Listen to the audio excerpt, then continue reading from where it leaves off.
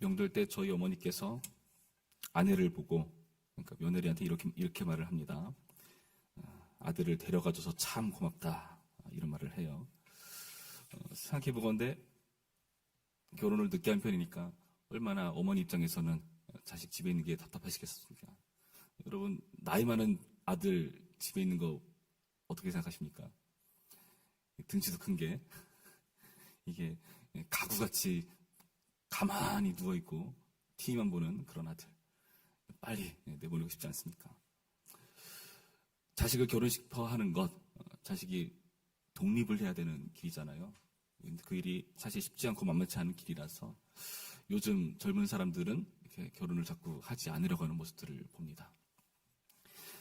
계속해서 공부를 하겠다고 하고, 그렇죠? 결혼을 자꾸 미루고 집에만 붙어있는 그런 모습을 보면은 참 부모로서 답답하고 때로는 한심해 보일 수도 있는 노릇이죠. 오늘 본문을 보시면 제자들의 모습이 등장하는데요.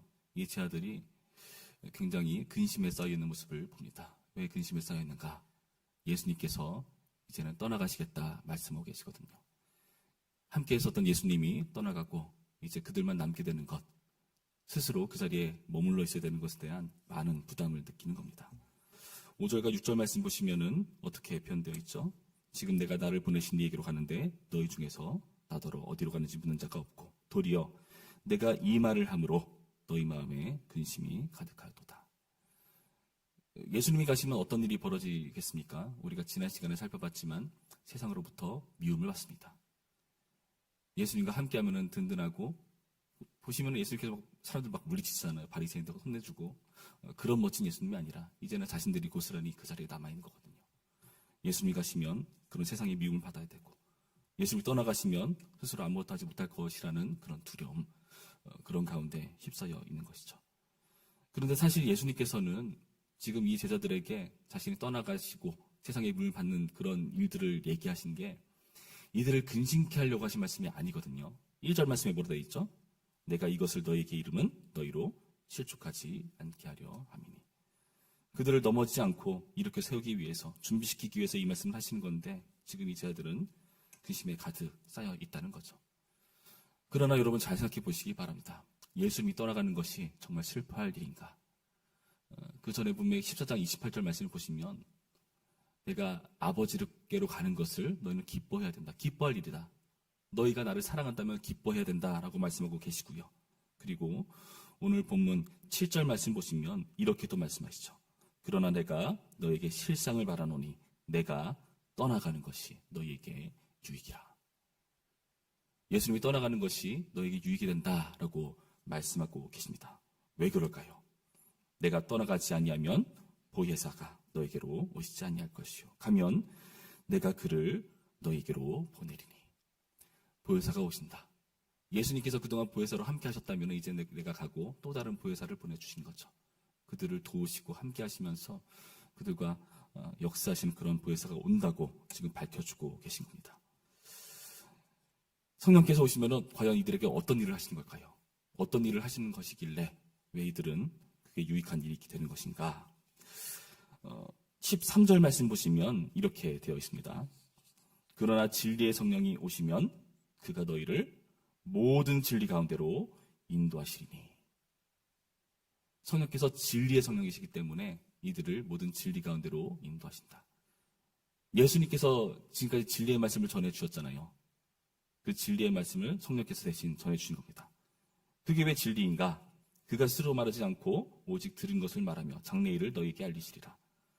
그가 내 영광을 나타내리니 내 것을 가지고 너희에게 알리시겠습니다. 그러니까 예수님의 것을 알려주시는 분이시라는 거죠.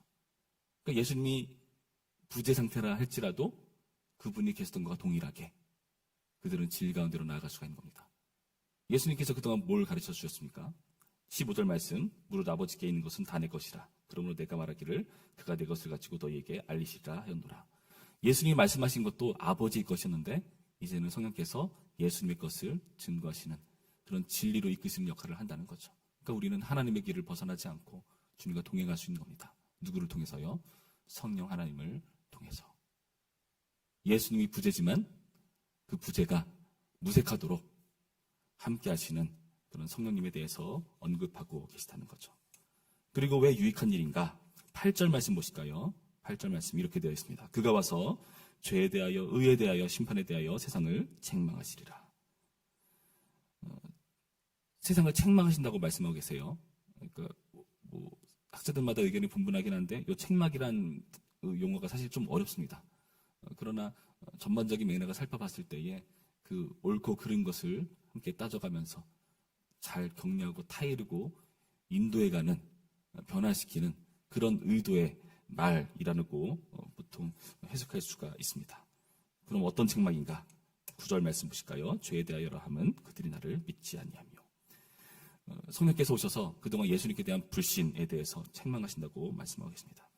예수님을 불신한다는 것은 그들 스스로 자신의 죄성을 인정하지 않겠다는 거죠. 성령께서 오시면은 그분을 지적하시고 이제 자신이 죄인이라는 것을 깨닫게 하십니다. 그럼 당연히 어떤 일이 따라오죠? 내가 죄인이라는 것을 깨닫게 하시면은 당연히 예수님을 필요로 하는 상태가 되는 거죠.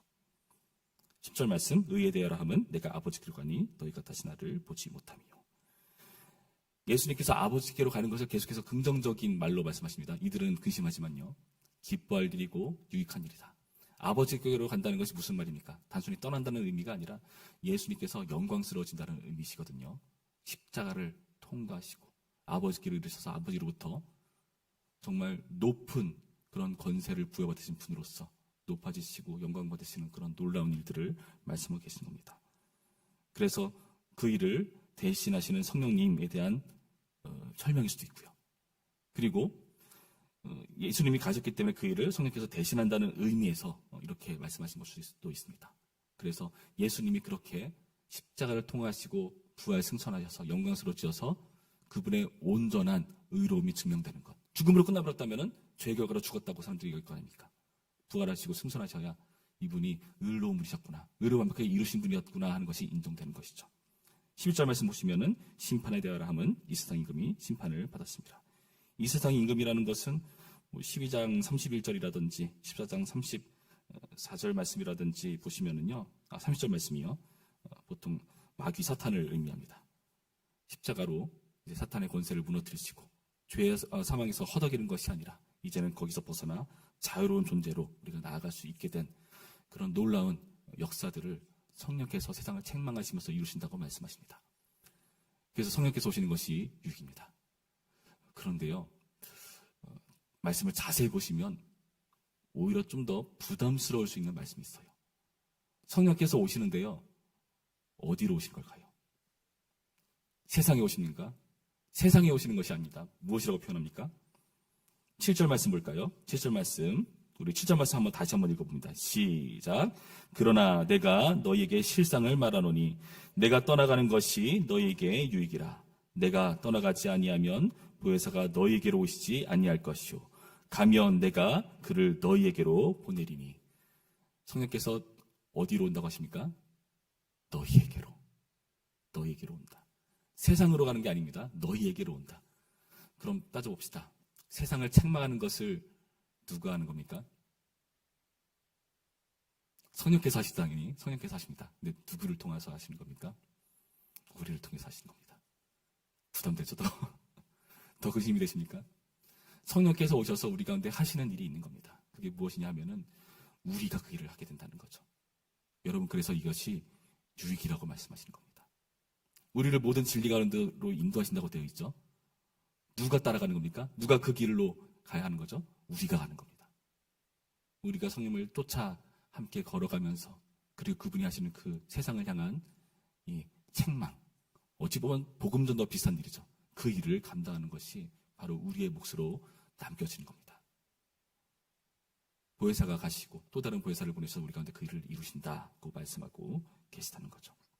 여러분, 그래서요, 우리는 여기서 나타난 본문에서 예수님이 떠나가시는 게 단순히 근심하지 말아야 하고 실족하지 말아야 하는 그런 소극적 차원의 그런 말씀이 아니라, 이제는 우리가 영향력을 발휘해야 되는 차원의 적극적 차원의 그런 제자로서의 삶을 요구하시는 하나님의 말씀이라는 것을 우리는 봐야 합니다.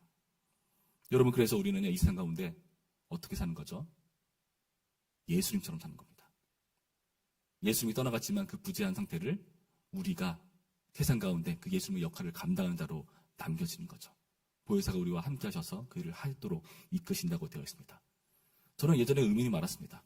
아니, 예수님께서 함께 하신다는데 이걸 내가 뭐 어떻게 느끼나? 눈으로 보이는 것도 아니고 나와 실제로 입을 열어가며 귀를 열어가며 대화를 하는 것도 아니고 하나님과 함께 한다는 것이 도대체 무슨 의미인가? 우리는 가끔 외로움을 느끼잖아요. 하나님 함께 해주세요 기도는 하지만은 이게 굉장히 추상적이고 막연하고 신비한 일이라서 실질적으로 우리 현실에서는 하나님이 눈에 보이지 않는 것처럼 느낄 때가 얼마나 많습니까? 근데 오늘 본문 말씀을 자세히 보시면은 이게 하나님의 지혜이지 않을까 싶습니다. 하나님이 부재 상태신데 우리로 하여금 자립해서 예수님의 일을 걸을 수 있도록 훈련시키는 길이자. 그런데 보혜사는 우리와 함께 하시는 그런 놀라운 역사이자 지혜. 여러분, 이것이 여기서 드러난다는 것입니다. 여러분, 우리는요 예수님으로 이 세상을 살아갈 수가 있습니다. 그래서 유익합니다. 진정한 자립을 할 수가 있습니다. 여러분, 그리고 그 일은요 하나님께서 우리 가운데 원래 목적하셨던 의도를 달성하는 길입니다. 하나님께서 세상을 만드시고 우리 사람을 만드시잖아요. 그러면서 어떻게 하셨죠? 우리의 형상을 따라 만들자. 그래서 이 세상을 모두 다스리고 정복하고 이 땅을 잘 이끌어갈 수 있는 그런 존재 삼자. 하나님의 일을 하는 존재로 우리 가운데 놔두셨습니다. 죄로 인해서 그것이 어긋나 버렸죠. 그러나 이제는 우리는 그 일을 제대로 감당할 수 있습니다. 보혜사 성령과 함께 그 일을 할 수 있도록 우리를 자립하라고, 적극적으로 주님의 일을 감당하라고 요청하시는 겁니다. 결혼하니까 정말 자립이더라고요. 그러나 돌아보면은 다르더라고요. 아무리 나이가 많이 먹었어도 결혼하지 않으면 애이지 않습니까? 애입니다, 애. 그러나 자립하면은, 결혼하면은 이제는 본격적으로 스스로의 힘으로 살아가야 됩니다. 오늘 본문 말씀을 통해서 우리가 성령님을 의지해서 우리가 예수님처럼 살기를 바라시는 주님의 마음을 느끼시길 바랍니다. 오늘 하루 살아가실 때에 주님, 오늘의 말씀과 같이 선을 보내주신 주님, 내가 그 진리의 길을 걸으며 세상을 책망하고 주님께로 인도하는 그 일을 감당하는 하나님의 대리통치자답게 살 수 있도록, 예수님처럼 살 수 있도록 인도하시고, 오늘 나의 하루의 삶 가운데 나를 통해서 누군가가 예수님을 만날 수 있도록 인도하시고, 그런 일을 잘 감당하는 우리가 될 수 있도록 우리의 삶이 영향력이 있을 수 있도록 도와주시옵소서. 진리를 잘 따라가며 세상을 책망하는 그런 존재로 살 수 있도록 우리를 도와주시옵소서. 기도하는 오늘의 말씀이기를 주님의 이름으로 축원합니다. 기도하겠습니다. 참 좋으신 하나님, 감사드립니다. 오늘의 말씀을 통해서 주님께서 우리에게 진정한 자립을 요구하신 것을 살펴봅니다. 하나님, 교회가 영역을 발휘하려면은 보혜사 성령과 함께하는 일을 계속해서 해나가야 합니다.